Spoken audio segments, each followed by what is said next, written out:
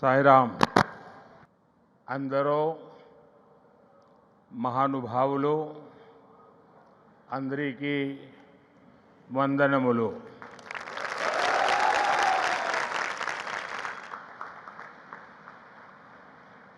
मुख्यमंत्री श्री चंद्रबाबू नायडू, केंद्र में मेरे सहयोगी राम मोहन नायडू, जी किशन रेड्डी, भूपति राजू, श्रीनिवास वर्मा, सचिन तेंदुलकर जी, डिप्टी सीएम पवन कल्याण जी, राज्य सरकार में मंत्री नारा लोकेश जी, श्री सत्य साई सेंटर ट्रस्ट के मैनेजिंग ट्रस्टी आर.जे. रत्नाकर जी,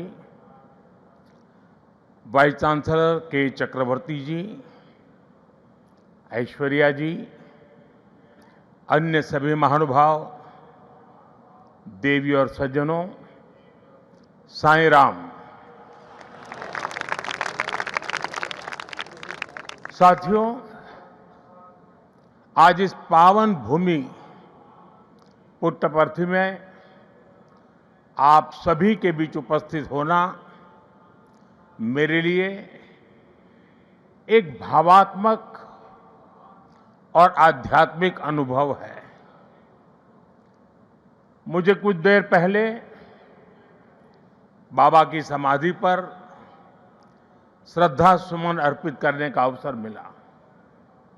उनके चरणों में नमन करना, उनका आशीर्वाद प्राप्त करना, ये अनुभव हमेशा हृदय को भावनाओं से भर देता है।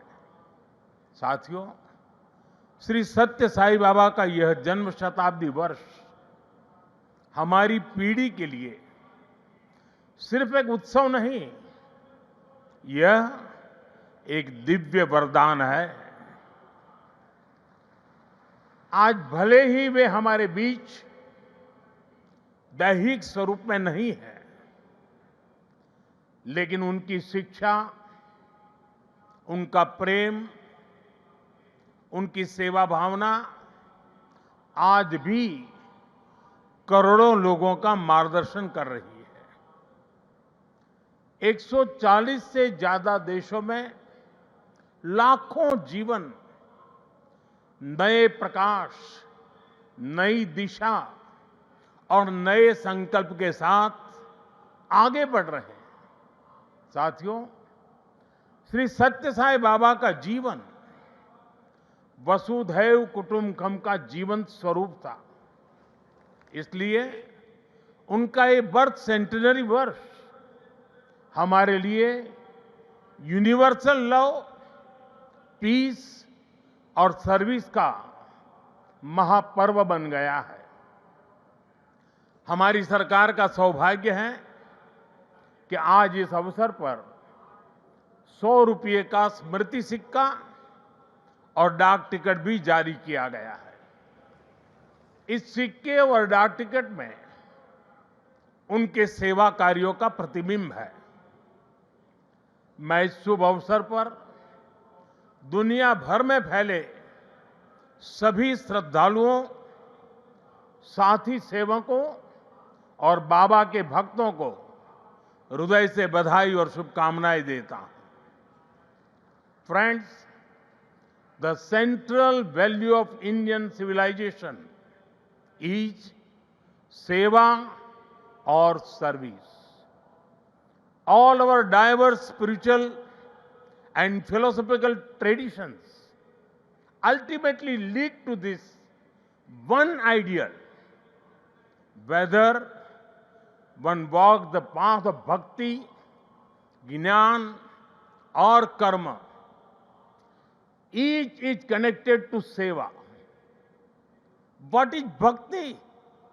Without service to the divine present in all beings. What is jnana? If it does not awaken compassion for others. What is karma?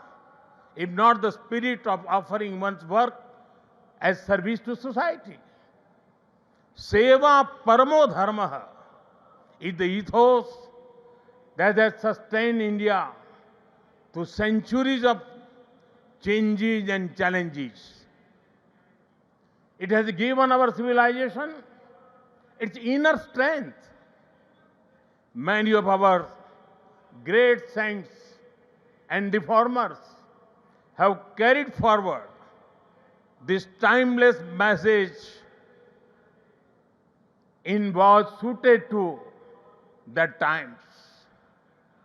Sri Satya Sai Baba placed seva at the very heart of human life. He often said, love all, serve all. For him, seva was love in action. His institutions in education, healthcare, rural development, and many such areas stand as living proof of this philosophy. They show spirituality and service are not separate but different expressions of the same truth. Further, someone inspiring people while physically present is not uncommon, but the seva activities of the institutions created by Baba are increasing day by day despite him not being with us physically. This shows that the impact of truly great souls does not decrease with time, it actually grows. साथियों, श्री सत्य साई बाबा का संदेश केवल पुस्तकों और प्रवचनों और आश्रमों की सीमाओं में नहीं रहा है। उनकी शिक्षा का प्रभाव लोगों के बीच दिखता है। आज भारत के शहरों से लेकर छोटे गांवों तक, स्कूलों से लेकर आदिवासी बस्तियों तक संस्कृति, शिक्षा और चिकित्सा सेवा का एक अद्भुत प्रवाह दिखाई देता है। बाबा के करोड़ों अनुयायी बिना किसी स्वार्थ के इस काम में लगे हैं। मानव सेवा ही माधव सेवा है। ये बाबा के अनुयायियों का सबसे बड़ा आदर्श है। उन्होंने ऐसे कई विचार हमें सौंपे जिनमें संवेदना, कर्तव्य, अनुशासन और जीवन दर्शन का सार मिलता है। वो कहते थे, help ever, hurt never, less talk, more work. हम सभी के मन में आज भी श्री सत्य साई बाबा के ऐसे जीवन सूत्र गूंजते रहते हैं। साथियों, साई बाबा ने अध्यात्म का उपयोग समाज और जन कल्याण के लिए किया। उन्होंने इसे निष्काम सेवा, चरित्र निर्माण और मूल्य आधारित शिक्षा से जोड़ा। उन्होंने किसी मत या सिद्धांत पर अपनी शक्ति नहीं लगाई। उन्होंने गरीबों की सहायता की और उनके दुखों को दूर करने के लिए कार्य किया। मुझे याद है, गुजरात के भूकंप के बाद पीड़ितों को राहत पहुंचाने में बाबा का सेवा दल और सारे सेवाव्रती आगे की पंक्ति में आकर के खड़े हो गए थे। उनके अनुयायी पूरी निष्ठा से कई दिनों तक सेवा में जुटे रहे। उन्होंने प्रभावित परिवारों तक सहायता पहुंचाने, आवश्यक सामग्री उपलब्ध कराने और मानसिक सामाजिक सहयोग देने में महत्वपूर्ण योगदान दिया। साथियों, एक मुलाकात में अगर किसी का हृदय पिघल जाए, किसी के जीवन की दिशा बदल जाए, तो इससे उस व्यक्ति की महानता का पता चलता है। आज यहां इस कार्यक्रम में भी हमारे बीच ऐसे कई लोग हैं जिन पर सत्य साई बाबा के संदेशों का गहरा असर हुआ और उनका पूरा जीवन बदल गया। साथियों, मुझे संतोष है कि श्री सत्य साई बाबा की प्रेरणा से साई सेंट्रल ट्रस्ट और उससे जुड़े संगठन सेवा को ऑर्गेनाइज इंस्टीट्यूशनल और लॉन्ग टर्म व्यवस्था के रूप में आगे बढ़ा रहे हैं। आज एक व्यवहारिक मॉडल के रूप में हमारे सामने है। आप सभी पानी, housing, health care, nutrition, disaster support और क्लीन एनर्जी जैसे क्षेत्रों में अद्भुत कार्य कर रहे हैं। मैं कुछ सेवा कार्यों का विशेष तौर पर जिक्र करना चाहूंगा। जैसे रायलसीमा में पीने के पानी की गंभीर समस्या थी, तब ट्रस्ट ने 3000 किलोमीटर से ज्यादा लंबी पाइपलाइन बिछाई। ओडिशा में बाढ़ प्रभावित परिवारों के लिए 1000 मकान बनाए। जो गरीब परिवार पहली बार श्री सत्य साईं अस्पतालों में आता है, वो देखकर दंग रह जाता है कि अस्पताल में बिलिंग का कोई काउंटर ही नहीं है। यहां इलाज भले मुफ्त है, लेकिन मरीजों और उनके परिजनों को किसी असुविधा का सामना नहीं करना पड़ता। साथियों, आज ही यहां 20,000 से ज्यादा बेटियों के नाम पर सुकन्या समृद्धि योजना के खाते खोले गए हैं। इससे उन बेटियों की शिक्षा और सुरक्षित भविष्य सुनिश्चित हुआ है। साथियों, भारत सरकार ने 10 साल पहले बेटियों की शिक्षा को ध्यान में रखते हुए उनके उज्जवल भविष्य के लिए ये सुकन्या समृद्धि योजना शुरू की थी। ये देश की उन योजनाओं में से एक है जिसमें 8.2% का सबसे ज्यादा इंटरेस्ट रेट हमारी बेटियों को मिलता है। अब तक देश की 4 करोड़ से ज्यादा बेटियों के खाते सुकन्या समृद्धि योजना के तहत खोले जा चुके हैं। और आपको ये जानकर खुशी होगी कि अब तक इन बैंक अकाउंट्स में 3.25 लाख करोड़ रुपए से ज्यादा की राशि जमा कराई जा चुकी है। ये प्रयास बहुत अच्छा है कि श्री सत्य साईं परिवार ने यहां 20,000 सुकन्या समृद्धि खाते खुलवाने का नेक काम किया है। वैसे मैं काशी का सांसद हूं, तो एक उदाहरण वहां का भी दूंगा। पिछले साल फरवरी में हमने वहां 27,000 बेटियों के सुकन्या समृद्धि खाते खुलवाए थे और हर बेटी के बैंक खाते में 300 रुपये भी ट्रांसफर किए गए थे। बेटियों की एजुकेशन और बेहतर भविष्य में सुकन्या समृद्धि योजना बड़ी भूमिका निभा रही है। साथियों, देश में पिछले 11 वर्ष में ऐसी अनेक योजनाएं शुरू हुई है जिन्होंने नागरिकों की सामाजिक सुरक्षा को, सोशल सिक्योरिटी कवच को बहुत मजबूत कर दिया है और देश के गरीब, वंचित निरंतर सोशल सिक्योरिटी के दायरे में आ रहे हैं। 2014 में देश में 25 करोड़ लोग ही सोशल सिक्योरिटी के दायरे में थे। आज मैं बड़े संतोष के साथ कहता हूं और बाबा के चरणों में बैठकर के कहता हूं, आज ये संख्या करीब करीब 100 करोड़ तक पहुंच चुकी है।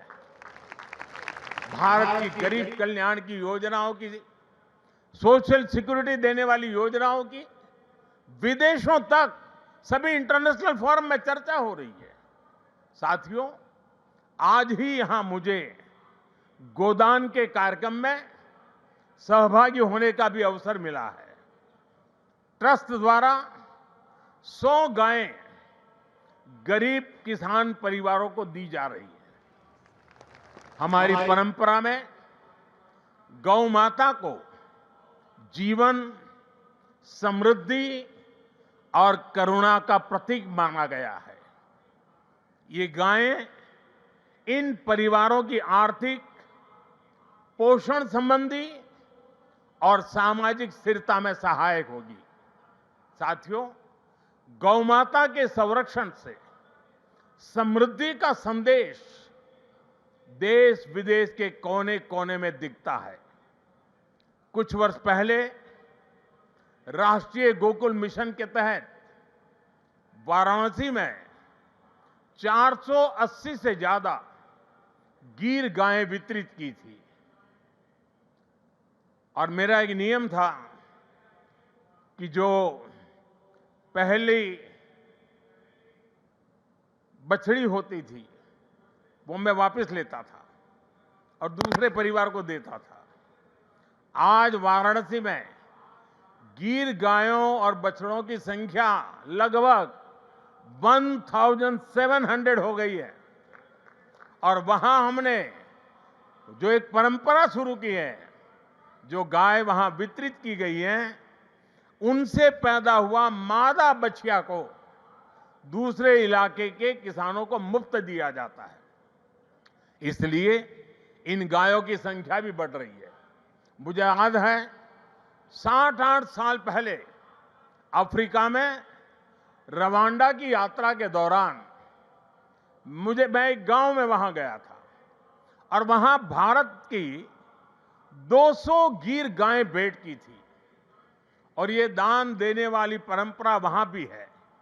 वहां गिरिंका नाम की प्रथा है, जिसका अर्थ है मे यू हैव अ काऊ। इसमें गाय से पैदा होने वाली पहली मादा बछिया को पड़ोसी परिवार को दान देता होता है। इस प्रथा से वहां न्यूट्रिशन, मिल्क प्रोडक्शन, इनकम और सोशल यूनिटी बढ़ी है। साथियों, ब्राजील ने भी भारत की गीर और कांकरेज नस्लों को अपनाकर उन्हें आधुनिक तकनीक और वैज्ञानिक प्रबंधन के साथ आगे बढ़ाया है और आज वे बेहतर डेयरी परफॉर्मर्स का स्रोत बन गई है। ये सभी उदाहरण बताते हैं कि जब परंपरा, करुणा और वैज्ञानिक सोच एक साथ चलती है तो गाय आस्था के साथ ही सशक्तिकरण, पोषण और आर्थिक प्रगति का साधन बन जाती है। और मुझे खुशी है कि आप इस परंपरा को यहां बहुत नेक नियत के साथ आगे बढ़ा रहे हैं। साथियों, आज देश कर्तव्य काल की भावना के साथ विकसित भारत की दिशा में आगे बढ़ रहा है। इस लक्ष्य को पाने के लिए नागरिक भागीदारी आवश्यक है और इसमें सत्य साईं बाबा का ये जन्म शताब्दी वर्ष हमारी बड़ी प्रेरणा है। मेरा आग्रह है कि इस वर्ष हम विशेष तौर पर वोकल फॉर लोकल के मंत्र को मजबूत करने का संकल्प लें। विकसित भारत बनाने के लिए हमें लोकल इकोनॉमी को बढ़ावा देना ही होगा। हमें याद रखना है, जब हम स्थानीय उत्पाद खरीदते हैं तो हमें एक परिवार, एक छोटे उद्यम और स्थानीय सप्लाई चेन को सीधे सशक्त बनाते हैं। इसी से आत्मनिर्भर भारत का रास्ता भी तैयार होता है। साथियों, आप सभी श्री सत्य साईं बाबा की प्रेरणा के साथ राष्ट्र निर्माण में अपना निरंतर योगदान दे रहे हैं। इस पावन भूमि में वाकई एक अद्भुत शक्ति है। यहां आने वाले हर व्यक्ति की वाणी में करुणा, विचारों में शांति और कर्म में सेवा का भाव दिखने लगता है। मुझे विश्वास है, जहां भी अभाव या पीड़ा दिखाई देगी, वहां आप इसी तरह एक आशा, एक प्रकाश बनकर खड़े होंगे। इसी भावना के साथ मैं सत्य साईं परिवार, सभी संस्थानों, सभी सेवा दल के सेवाव्रती और देश दुनिया से जुड़े सभी श्रद्धालुओं को प्रेम, शांति और सेवा के इस यज्ञ को आगे बढ़ाने के लिए हृदय से शुभकामनाएं देता हूं। बहुत बहुत धन्यवाद। साईं राम।